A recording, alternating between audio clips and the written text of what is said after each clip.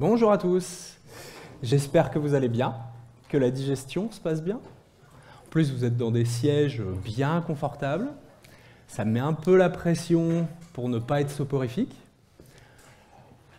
En plus, on va parler d'un sujet un peu velu et j'ai envie de le conjuguer. Donc, on va parler de OpenID Connect et je vais essayer de le conjuguer comme écrit dans le titre, au présent pour parler des bonnes pratiques aujourd'hui, au passé pour bien comprendre d'où est-ce qu'on vient et pourquoi on a ces bonnes pratiques-là aujourd'hui, et puis au futur et parler de la suite de OpenID Connect et des futurs protocoles. Alors d'abord je me présente, moi je m'appelle Mathieu Imbert, je suis tech lead chez Accenture depuis plus de 15 ans, dev backend essentiellement, et du coup je suis amené à faire pas mal d'architecture, pas mal de sécurité aussi, et c'est pour ça que je vous en parle aujourd'hui.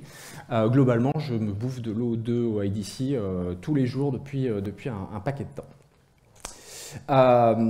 Mais donc quand on aborde O2 OpenID Connect, on se dit bon ça peut être un sujet simple. Non ? C'est vrai que quand on commence à lire, on tombe sur des trucs simples, un peu compliqués, voire carrément compliqués. Bon, à la fin, ça devient un gros casse-tête, hein, on ne s'y retrouve plus. L'une des raisons à ça, c'est aussi que le sujet a évolué énormément et qu'on retrouve sur Internet tout un tas de littérature qui va dire tout et son contraire. Donc on va essayer d'y voir plus clair aujourd'hui. Première question, qui fait de l'O2 ou OpenID Connect aujourd'hui? Une petite majorité. Et par curiosité, qui fait de l'O2 1? Qui a fait de l'O2 1? Il y en a un, deux. Donc, aujourd'hui, vous le savez, l'O2 OpenID Connect sont des sujets un peu incontournable, simplement parce qu'on va très souvent y faire face en termes dès qu'on doit mettre de l'authentification et de la sécurité. On va le retrouver ne serait-ce que sur des petites apps quand on veut intégrer du social login avec Google, Facebook et autres, et en entreprise beaucoup sur tout ce qui va être single sign-on et compagnie. Donc en fait, on ne peut pas trop l'éviter, quoi. Mais avant d'évoquer ce qu'on fait aujourd'hui ou ce qu'il faut faire aujourd'hui, il faut bien comprendre d'où est-ce que ça part. Alors là, on va essayer de se ramener à 2010. 2010, on a déjà des réseaux sociaux, hein, on a déjà Facebook, on a déjà LinkedIn, mais on est quand même à une période où ces réseaux sociaux montent, et quand on arrive sur ces réseaux sociaux, on n'a pas de réseau, de contact de personnes. Et l'une des fonctionnalités les plus importantes de ces Facebook et autres, c'était de pouvoir importer les contacts. Mais pour ça, il faut les importer d'un autre système. Donc il faut avoir les droits pour faire ça. Prenons l'exemple de Google, par exemple. Quand vous arriviez sur Facebook, pour importer vos contacts Google, en 2010, Facebook vous demandait votre mot de passe Google. Qui, dans la salle, se rappelle de ça? A vu ça? Ouais. Donc c'est pas mal ça, parce qu'en plus, non seulement il le faisait pour Google, mais pour tous les autres. Alors moi, ce que j'aime beaucoup, je ne sais pas si vous arrivez à voir, hein, il y a le petit écriteau Facebook will not store your password. C'est gentil de me le dire, parce qu'il va falloir que je te fasse confiance. Donc bon, c'est un peu l'horreur, quoi. C'était un vrai password manager. Mais en réalité, la seule chose dont ils avaient besoin, c'était d'importer ces contacts, c'est-à-dire d'utiliser l'API de Google pour pouvoir aller choper ces contacts. Mais même quand on s'appelle Facebook, on ne peut pas se pointer auprès de Google et dire « Tiens, en fait, j'ai tel utilisateur, est-ce que tu peux me donner ses contacts ?» Non, il faut à minima une clé, ce qu'on appelle un token, qui va permettre d'utiliser cette API. Le problème, c'est en 2010, comment choper cette clé? Il n'y avait pas de protocole comme on les connaît aujourd'hui, donc le seul moyen, c'était de demander le mot de passe. Encore une fois, ce qu'ils voulaient, c'était juste importer les contacts, c'était avoir le droit d'importer les contacts. Et ça, c'est un élément important sur lequel je vais revenir, sur quelle est l'essence du protocole O2. Pourquoi est-ce qu'il est là? Parce qu'on le verra après, il y a souvent cette confusion entre authentification et autorisation. Je vais revenir très rapidement là-dessus. À la place de ça, imaginons ils se disent, et ils se le disaient déjà, hein, on ne veut pas demander le mot de passe parce que franchement c'est naze. Donc à la place, on va faire un petit tuto. Un petit tuto pour l'utilisateur qui est très simple, qui lui dit bah, écoute, pour importer tes contacts, moi j'ai besoin que tu ailles sur ton service de mail par exemple, là où il y a tes contacts, donc tu y vas. Tu t'authentifies, si besoin, ça c'est pas mon problème, hein, peut-être que tu es déjà authentifié.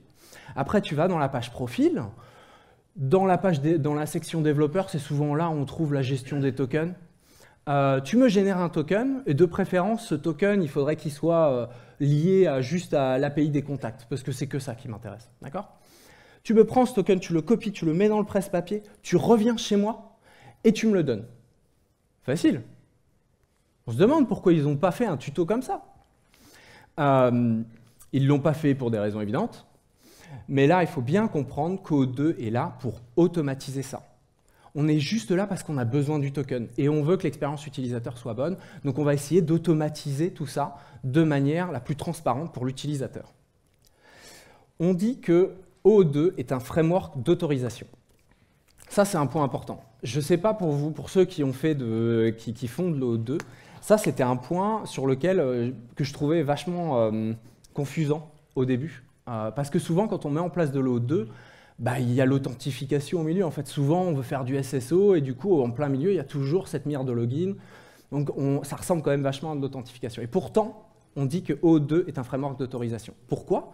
Parce que tout ce qui l'intéresse, c'est d'avoir ce token, c'est d'avoir cette clé de pouvoir accéder à l'API d'accès des contacts. Il se fiche royalement de l'utilisateur, de savoir qui est l'utilisateur, est-ce qu'il est légitime ou pas. Tout ce qu'ils veulent, c'est cette clé. Et O2 est là pour la fournir. C'est pour ça que c'est juste un framework d'autorisation.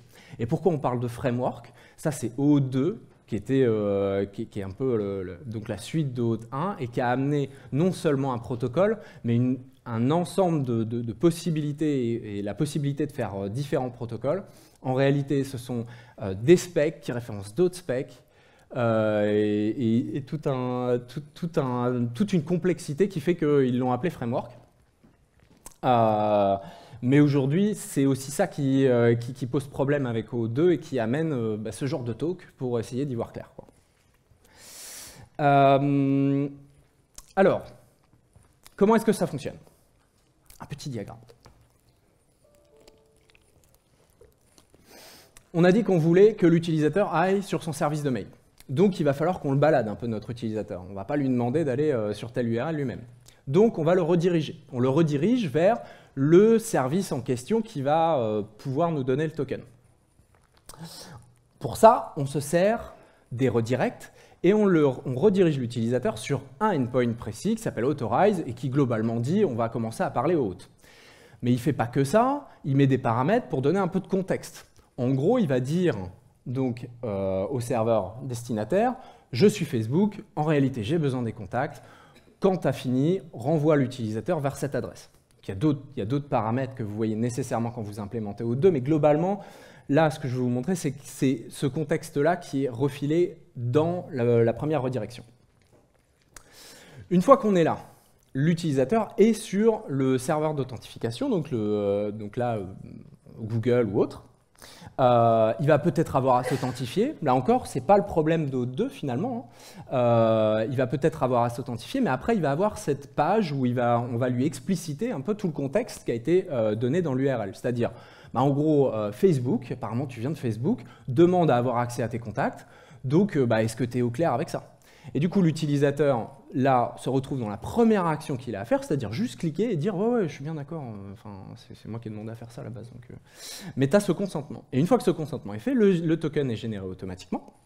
Et là, il va falloir que l'utilisateur revienne. Donc, il y a cette deuxième redirection qui va se servir du redirect URI. Et alors là, ceux qui connaissent OAuth, ne bondissez pas, je vais vous expliquer après. L'une des manières simples de faire, en O2.0, c'est de rediriger l'utilisateur avec le token qui vient d'être généré en retour dans l'URL de retour. Et du coup, l'utilisateur, qu'est-ce qu'il fait? Il revient automatiquement sur Facebook et en plus, il donne à Facebook le token dont Facebook avait besoin, dont en tout cas le client avait besoin. Donc ça, c'est un des flows de 2.0 qui s'appelle l'implicit flow. Et alors, si je vous demandais de ne pas sortir de la salle et pas bondir pour tous ceux qui connaissent OAuth 2, c'est qu'il faut que je le dise tout de suite, Implicit Flow, aujourd'hui, c'est à ne pas utiliser. Maintenant, je vous en parle parce que c'est une manière pour moi de vous expliquer pourquoi est-ce qu'on va au-delà, pourquoi est-ce qu'on amène de la complexité petit à petit, et pourquoi aujourd'hui, on a un OAuth 2 où on va vous dire il faut faire 2 appels et compagnie. Donc ça, globalement, ça pourrait, et ça a répondu pendant un certain temps, au besoin d'automatiser un peu tout ce process où on va aller balader notre utilisateur sans qu'il ait quasiment rien à faire. Là, en gros, il a eu un clic à faire, quoi. Donc ça, c'est l'implicit flow. Et souvent, en fait, on a eu affaire à l'implicit flow au début des single page apps parce que la gestion des cores et compagnie était un petit peu plus compliquée.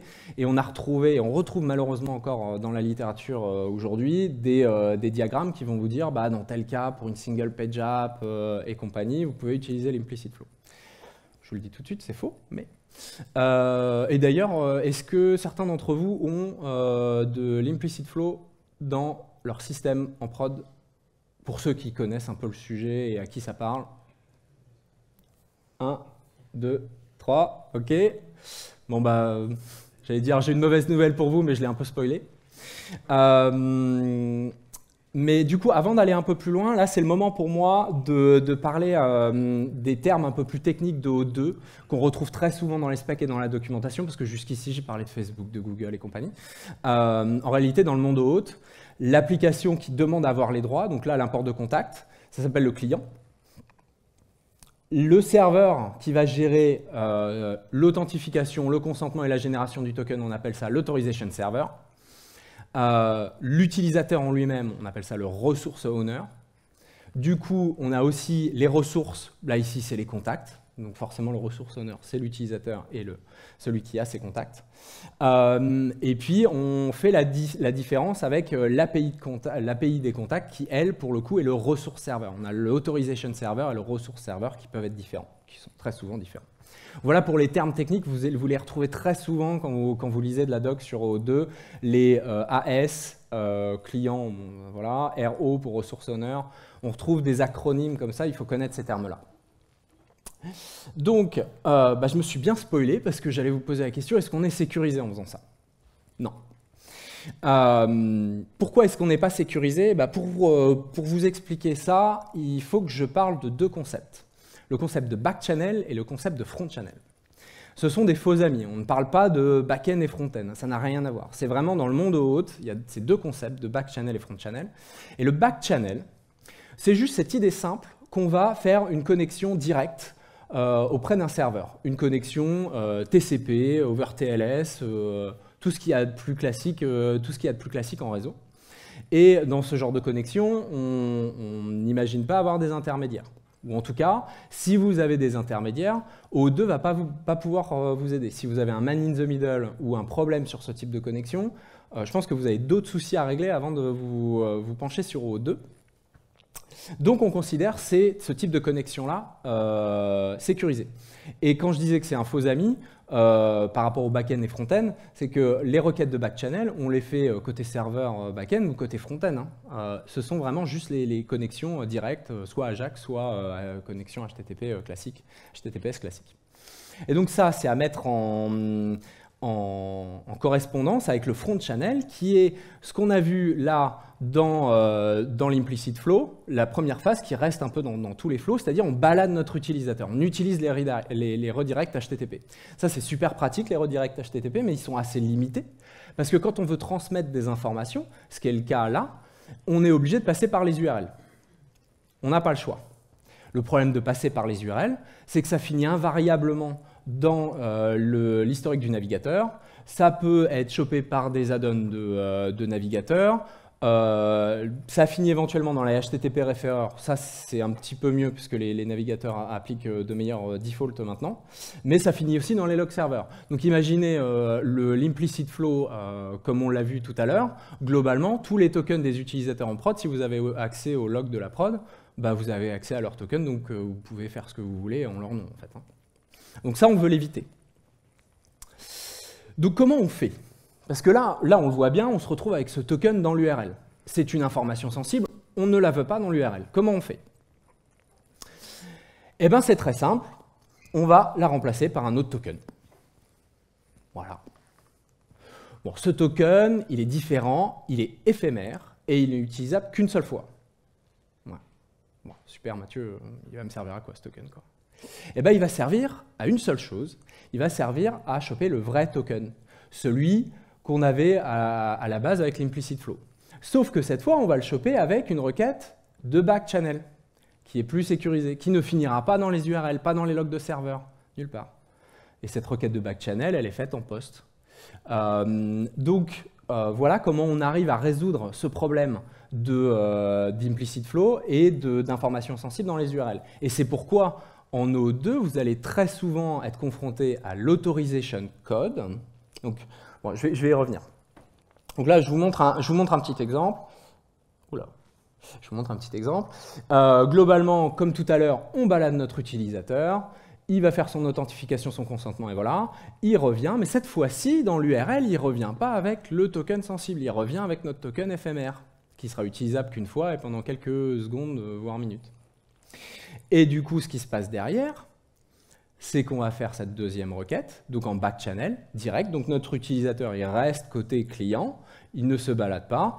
Et on a cette requête soit Ajax, soit côté serveur, si on est en server-side rendered, sur un autre endpoint qui s'appelle token, sur lequel on va refiler des informations supplémentaires comme le client ID, le client secret. Voilà, il n'y a pas que ce code temporaire qu'on va redonner.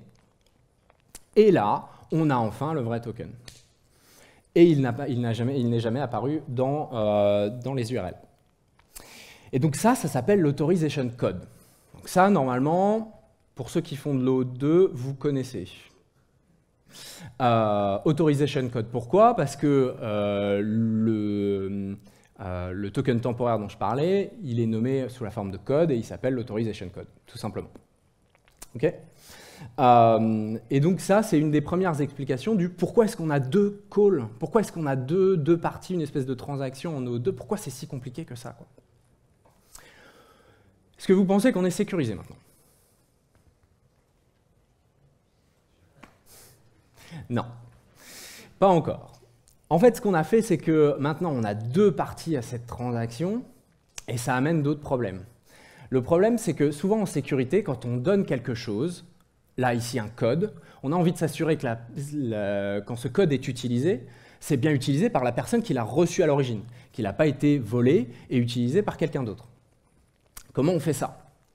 En fait, dans ce contexte-là, comme on a ces deux calls, on a envie d'authentifier le client. Pour être sûr que c'est bien le même client qui utilise l'Authorization Code. Mais ça vaut aussi pour l'Authorization Server, parce que dans la première partie, on a baladé notre utilisateur, mais ça veut dire que notre client, il voit arriver un utilisateur.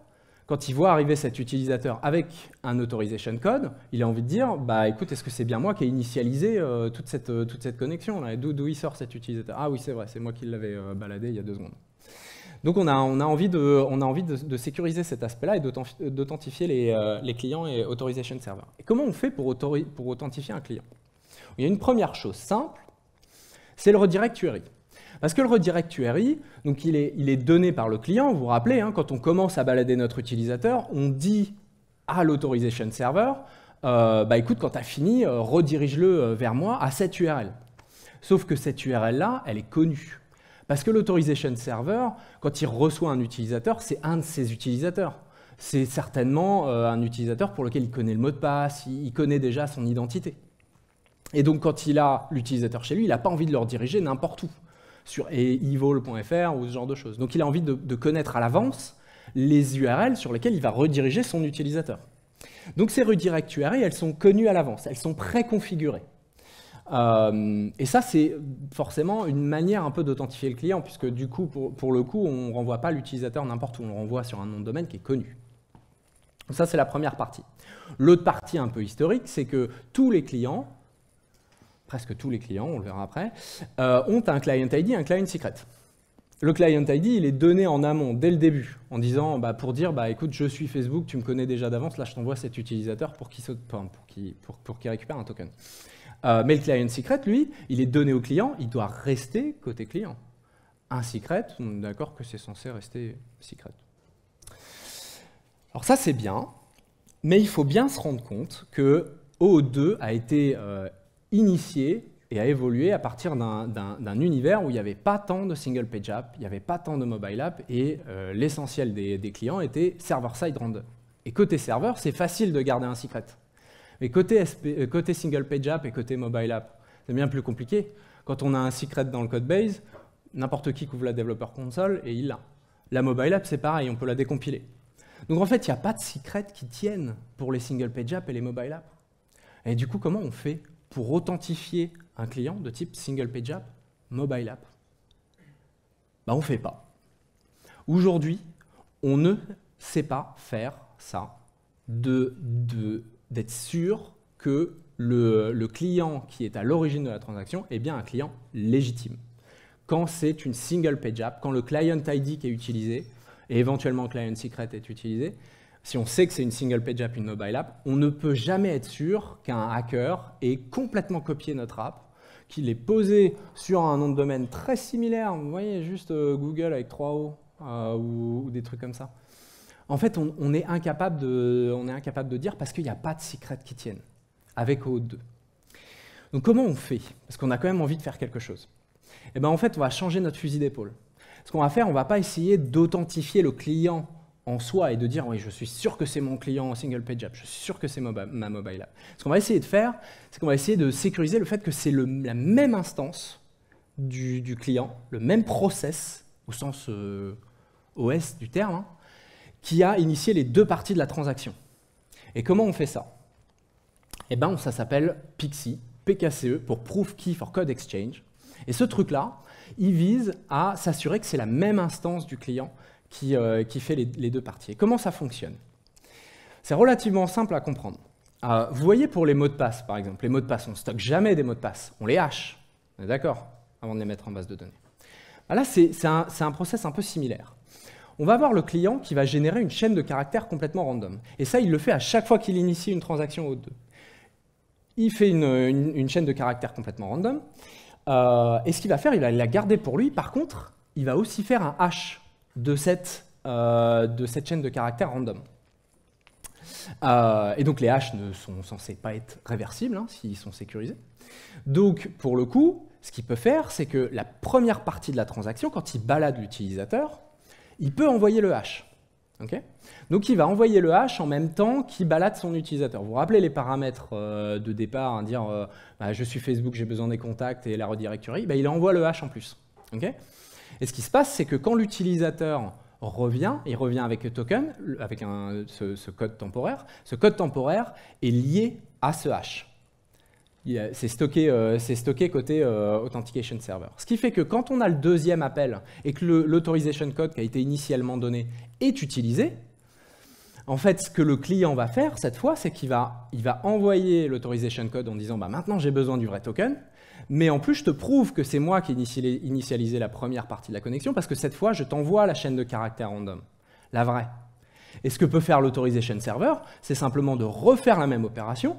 Il prend la chaîne de caractères random qu'on vient de lui envoyer, il la hache de la même manière et il la compare à ce qu'on lui avait donné à l'origine. Et c'est comme ça qu'on arrive à prouver que c'est la même instance du client qui a fait les deux parties de la transaction. Et ça s'appelle PKCE. Ça permet de sécuriser non pas que l'appli a été complètement fake, mais que l'Authorization Code n'a pas été volé entre deux. Voilà. Et donc, j'ai une bonne nouvelle pour vous. Authorization Code plus PKCE, c'est la recommandation aujourd'hui pour tous les types de clients. Single page app, mobile app et server-side random. Et c'est plutôt une bonne nouvelle parce que pour ceux qui font de l'OAuth 2 depuis quelques années, il y a encore quelques temps, on voyait beaucoup de diagrammes qui allaient nous expliquer quel flow utiliser, dans quel cas. Alors là, tu utilises PKCE, mais pas là. Là, tu utilises l'implicit flow parce que tu n'as pas le choix. Là, tu utilises ceci et cela. Super compliqué. Là, aujourd'hui, on vous dit Authorization Code plus PKCE, on n'a pas à réfléchir. Et ça s'appelle OAuth 2.1. OAuth 2.1, ce n'est pas une extension, c'est une simplification. C'est juste de dire, bon, allez, on essaye de virer tout un tas de choses qui ne sont plus utiles aujourd'hui et on simplifie le choix pour tout le monde. Et quand je dis mobile app, single page app, c'est facile à comprendre, j'ai expliqué avant. Pour le server-side rendered, ça fait partie aussi de la recommandation.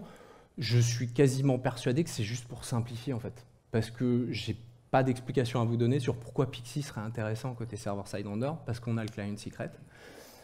Mais je pense que ça permet juste de simplifier l'ensemble, on ne se pose pas de questions. Est-ce que c'est clair jusqu'ici? Cool. Il y a quand même pas mal d'autres choses à dire.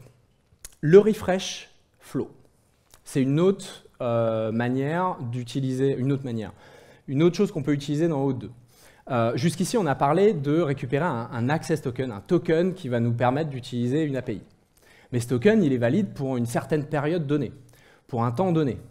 Idéalement, pas très long. On parle de 15, 30, peut-être 1 heure, mais pas beaucoup plus, quoi. Donc, ça veut dire quoi? Si notre access token n'est plus valide, qu'est-ce qu'on fait? Est-ce qu'on réinitialise toute la transaction, ou on peut utiliser le refresh flow, qui est en fait l'utilisation du même token, du même endpoint token qui était utilisé à la base. Sauf que cette fois, on va dire, bah, écoute, là j'ai déjà un refresh token, donc réinitialise le truc et donne-moi un token. Ce refresh token-là dont je parle, c'est un peu nouveau.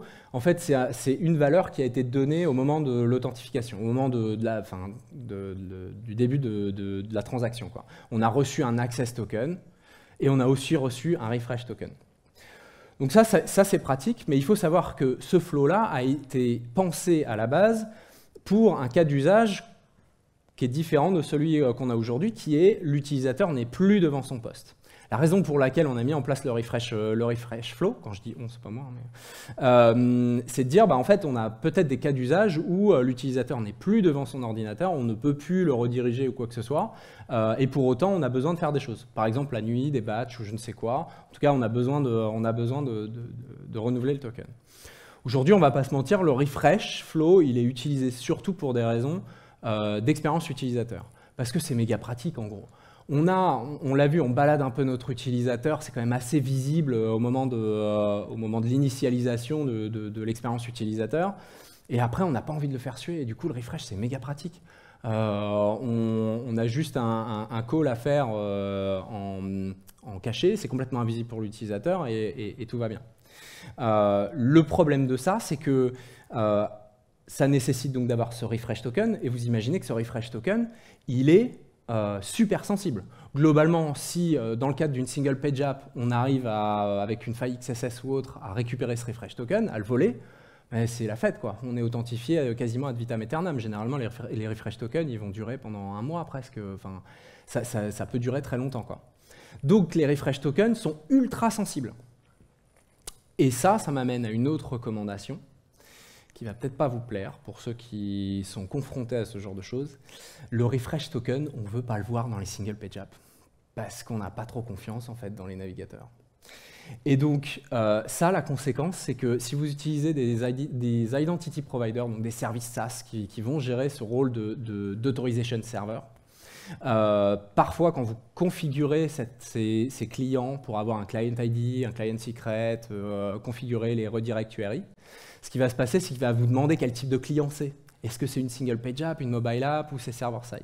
En fait, ce qu'il va faire, c'est qu'il ne va pas vous donner de client secret et il sait que quand vous allez utiliser le flow O2, il ne va pas vous donner de refresh token non plus. Parce qu'en fait, on n'a pas très envie de les donner aux single page app. Mais ça, la conséquence, elle n'est pas très plaisante pour le product manager, pour l'UX. Parce qu'en gros, ça veut dire quoi? Ça veut dire que quand on va devoir renouveler le token, bah, il va y avoir une redirection encore.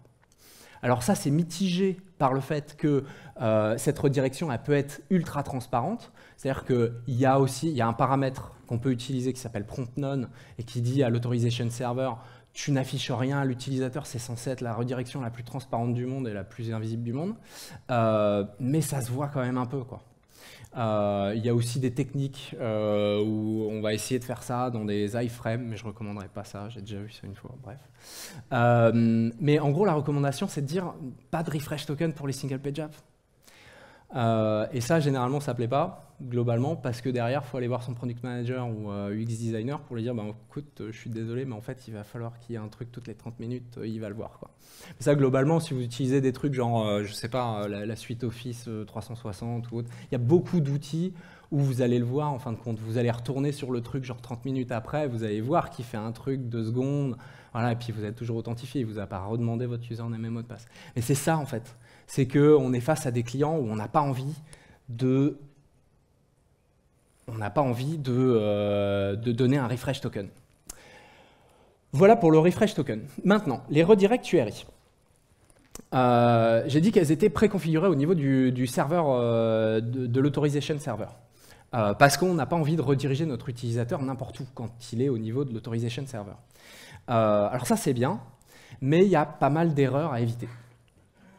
Très souvent, en fait, dans les authorization servers, on va avoir la possibilité de rendre ça un peu dynamique et de dire, bon bah écoute, je allo list certaines redirect URI, mais je vais essayer d'être flexible et puis je vais mettre des wildcards, donc étoiles, en disant, bon bah pour tous les sous-domaines, par exemple, ça va. Enfin, globalement, je suis sur mon client.com, je fais confiance à mon DNS, quoi. Bon, alors ça, le problème, c'est que en fait, pour une petite boîte, quand on n'est pas très loin de la configuration DNS, on peut regarder, on est à peu près serein, pourquoi pas. Mais en fait, dans une grosse boîte, le DNS, tous les CNAME, je ne sais pas si dans vos boîtes, vous êtes confronté à ça ou vous avez été regarder vos CNAME, mais pour des grosses boîtes, en fait, le DNS, il est énorme. Et en fait, ce qu'on va retrouver parfois, c'est mon proof of concept, maboîte.com, mon proof of concept qui a été fait il y a 4 ans sur Heroku, qui a été complètement abandonné, peut-être même que l'app a été supprimée. En fait, n'importe qui peut aller retourner sur Heroku, n'importe quel le SaaS provider en question, reprendre l'app, le nom de l'app en question, le CNAME il est toujours là, il fonctionne toujours, hein, et du coup vous avez complètement hijacké le sous-domaine. En fait, hijacker des sous-domaines, ça arrive. C'est pas ultra fréquent, mais ça arrive. Donc globalement, on n'a quand même pas très envie d'être flexible là-dessus. Donc ça, c'est le premier point. Essayer de lister au niveau du domaine et sous-domaine de manière explicite. L'autre truc, presque encore pire, wildcard sur les paramètres. Ce qu'on oublie parfois, c'est que dans les paramètres, on peut avoir des trucs super flexibles du genre redirect URI par exemple. Mais en fait, dans les devs, et ça m'est arrivé plusieurs fois de voir ça, des devs qui vont faire un paramètre qui prend une valeur qui fait que derrière, ils vont rediriger encore l'utilisateur. Peut-être même carrément une URL, rediriger l'utilisateur. Et parfois, quand ils font ça, les devs, eh ben, ils ne mettent pas d'allo list derrière. Ils ne vont pas vérifier que l'URL qui leur est donnée est connue. Mais si c'est le cas, et si vous avez whitelisté allo-listé une URL comme ça, et que déjà aujourd'hui, ou peut-être demain, il y en a un qui fait ça, bah vous êtes foutu. Ça s'appelle les Open Redirectors. Porte un nom, ça s'appelle les Open Redirectors. Open Redirector, c'est ce super paramètre qui prend une entrée qui fait qu'on va rediriger l'utilisateur. Si ce n'est pas sécurisé, c'est compliqué. Donc voilà, recommandation, direct match, essayez d'être le plus explicite possible sur les redirects URI. Celle-là, je vais passer rapidement. Globalement, quand vous utilisez des redirects URI et que vous avez un client qui a plusieurs authorization servers, c'est possible, hein, typiquement, vous avez du social login, vous voulez pouvoir authentifier avec Google, avec Facebook ou avec votre propre SSO, voilà. Essayez d'avoir des redirects URI au niveau du client différentes. Parce que je ne saurais pas forcément l'expliquer en détail là, mais il y a des techniques qui permettent de confondre, et si un hacker est en possession d'un des authorization servers, il est capable de prendre l'accès sur d'autres. Enfin, en tout cas pour l'utilisateur en question. Donc essayez d'avoir des URL différentes. Et donc, recommandation presque la plus simple, mais qu'on ne dira jamais assez, utiliser des librairies standards. L'IETF, qui est l'organisme derrière les specs OAuth2 au IDC, recommande des librairies qu'ils ont auditées et autres, mais essayez d'utiliser des librairies qui sont connues et ne refaites pas, ne réinventez pas la roue, simplement parce que c'est très facile de faire des erreurs, parce qu'on n'a pas forcément toutes les specs en tête, et pour le coup, ces librairies-là ont été confrontées à tout ça. Donc essayez d'utiliser ça au maximum. Et c'était tout pour OAuth2. Mais j'ai dit que je parlais aussi de IDC. OIDC. Alors, OpenID Connect, c'est là où on voit bien la différence entre authentification et autorisation. On a bien vu qu'O2 était là pour récupérer, avoir l'autorisation de choper les contacts. C'est de l'autorisation. Avec de l'O2, on ne fait pas d'authentification. On peut, mais c'est du bricolage. Ou en tout cas, ce n'est pas le problème de O2. Ce n'est pas son scope. Parce qu'en fait, quand on parle d'authentification, on imagine juste la mire de login. On se dit username, password. Mais en fait, le concept d'authentification va plus loin que ça. Le concept d'authentification, c'est de connaître la personne. C'est d'avoir des informations qui nous permettent de dire est-ce que j'accepte cette personne ou pas. L'un des cas d'usage que j'évoque le plus souvent, c'est vous avez une application interne ou même externe, et cette application, vous faites de l'O2 au travers d'un SSO, et vous allez regarder l'adresse email de la personne. Vous ne voulez pas des adresses email de type gmail.com ou de type yahoo.fr ou je ne sais quoi. Voilà. C'est une certaine forme, c'est aussi inclus dans l'authentification, simplement parce que en fait, vous avez besoin de ces informations-là pour accepter ou pas la personne. Sauf que ça, avec O2, c'est pas inclus dans le protocole. Ce que vous allez faire avec O2 pour faire ça, c'est que vous allez choper le token, vous allez appeler un endpoint supplémentaire pour avoir l'information dont vous avez besoin, pour accepter ou pas la personne. Voilà, on sort du cadre de O2. Et c'est pour ça qu'il y a des personnes qui ont dit bah, « moi, j'aimerais bien faire de l'authentification avec O2, mais pour ça, j'ai besoin de pouvoir inclure des informations supplémentaires sur la personne, et pas juste avoir un access token complètement opaque. » Et du coup, c'est là où arrive OIDC. L'avantage, c'est que O2 étant un framework, on peut faire des extensions, et dans ces extensions, on parle d'OIDC qui va rajouter un champ documenté à O2, notamment dans le endpoint token. Sauf que ce qu'on a envie de faire, voilà, c'est ça. Ce qu'on a envie de faire, c'est rajouter un certain nombre d'informations. Et c'est là où c'est super pratique parce qu'on a un format qui s'appelle le JWT qui nous permet, là en tout cas juste un champ JWT au niveau du protocole O2 nous permet d'injecter tout un tas d'autres informations qui nous seraient nécessaires. Donc là on parle de JWT. Un JWT, c'est quoi? Rapidement, c'est du JSON. Okay, donc on met les champs qu'on veut. Alors, pas tout à fait les champs qu'on veut. Et puis surtout, on a une signature, c'est-à-dire une preuve que ce bout de JSON-là a été généré par une personne de confiance. Globalement, l'authorization server. Okay, et donc ça, c'est super pratique parce qu'on peut avoir tout un tas de champs qui vont nous permettre d'identifier la personne. Alors dans ces champs-là, il y en a documentés, il y en a d'identifiés comme standard et il faut essayer de les respecter au maximum. Vous allez retrouver, quand vous regardez un peu la spec JWT, vous allez retrouver ça et je vous conseille vraiment d'aller regarder si vous êtes amené à construire des JWT pour essayer de réutiliser des champs standards. Mais on va retrouver des subs pour le sujet en question, donc ça va être l'ID de l'utilisateur. IAT, voilà. Ce que je veux dire par là, c'est qu'il y a une partie de champ standard qu'il faut essayer de respecter le plus possible. Et puis après, dans votre JSON, vous mettez un peu ce que vous voulez en tant que champ classique. Okay, mais en fait, ce que les gens aiment bien avec le JWT, c'est que c'est autoportant. C'est-à-dire que non seulement on se retrouve avec quelque chose avec des informations qu'on sait être légitimes et valides parce qu'on a la signature, mais en plus, je n'ai pas à faire de call externe, je n'ai pas à faire d'appel externe pour avoir des informations supplémentaires ou en tout cas pour valider mon JWT. Sauf que ce côté autoportant, ça va assez loin avec JWT. Il est aussi autoportant sur lui-même, c'est-à-dire que là, on a parlé d'une signature. En fait, ce que je ne vous ai pas dit, c'est que le JWT a une partie header. Et dans cette partie header, on va définir le type de signature qu'il y a. Et plein d'autres choses. Des informations sur la clé qu'il a signée, tout un tas de choses intéressantes. Le problème, c'est que c'est flexible, c'est presque trop flexible. Parce que qu'est-ce qui se passe? En fait, ça, imaginez que vous recevez un JWT et que dans le header, il y a le type de signature qu'il y a. Ben, si vous regardez juste la spec JWT, vous pouvez changer le type d'algorithme de signature et vous mettez none. C'est valide. JWT, spec, valide. Donc ça veut dire qu'il n'y a plus de signature. Ça veut dire que celui qui reçoit ça, il voit algo none, donc je ne vais même pas regarder la signature, il n'y en a pas. Tranquille. Et le JWT est valide, selon la spec. Ça, c'était un vrai problème il y a quelques années. Hein. Ça a fait tout un bazar.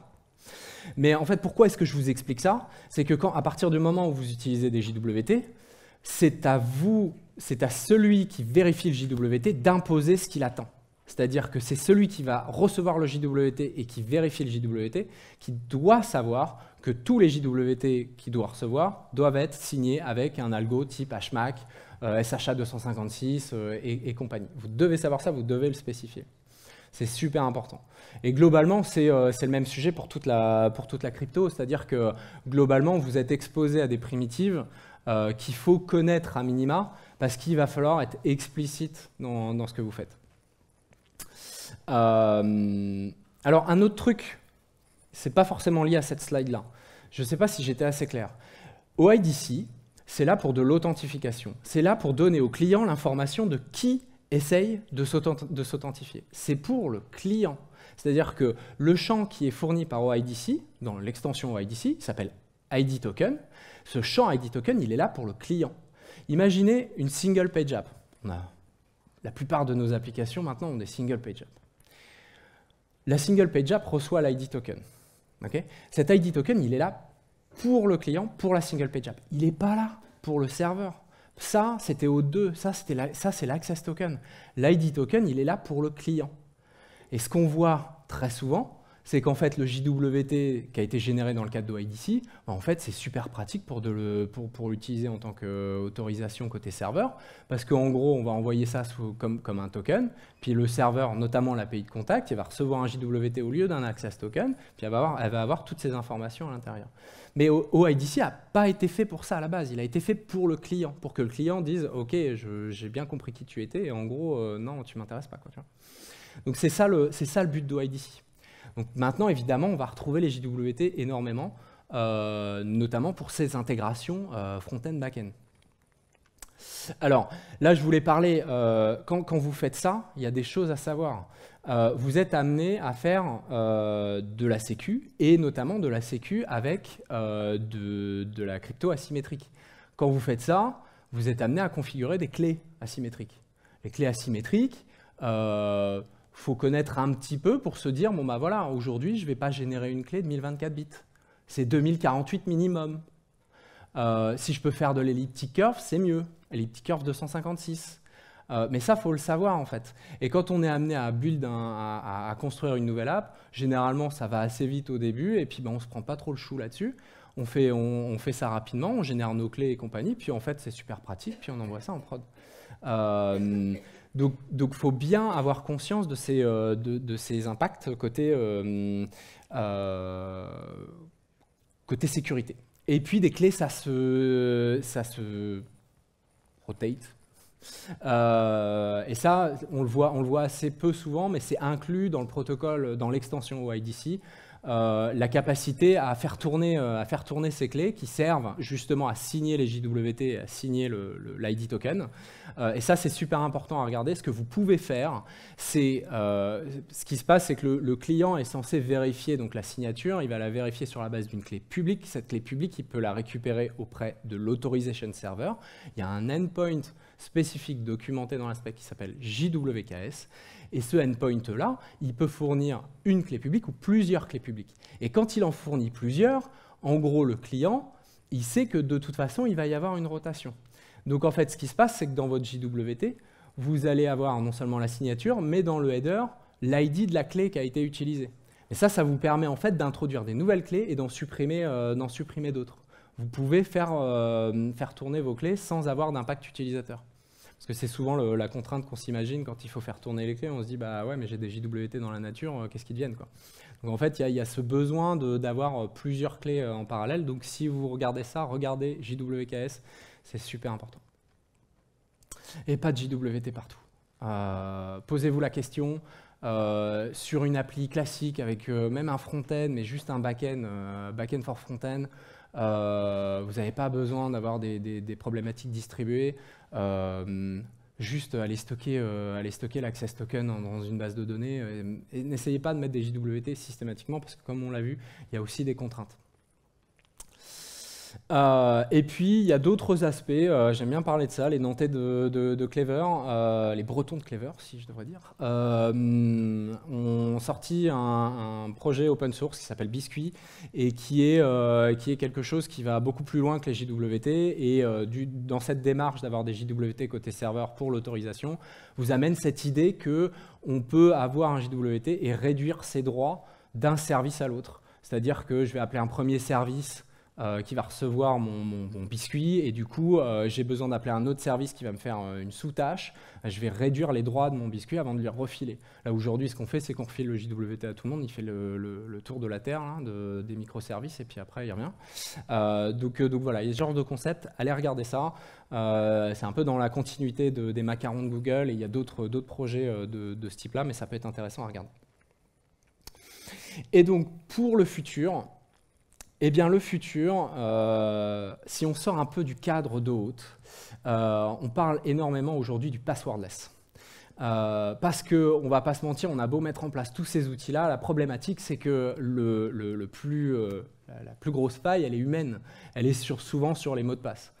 Donc aujourd'hui, évidemment, on a cette recommandation d'utiliser un password manager, s'il vous plaît, générer des mots de passe longs, vous n'avez pas besoin de les retenir, utilisez un password manager. On va aussi avoir un peu de passwordless autour des emails et compagnie, mais ce qu'on voit de plus en plus émerger, et je pense réellement que ça va venir assez vite, c'est ce standard qui s'appelle WebAuthn, et qui est là pour faire du passwordless en se reposant principalement sur les capacités de votre device.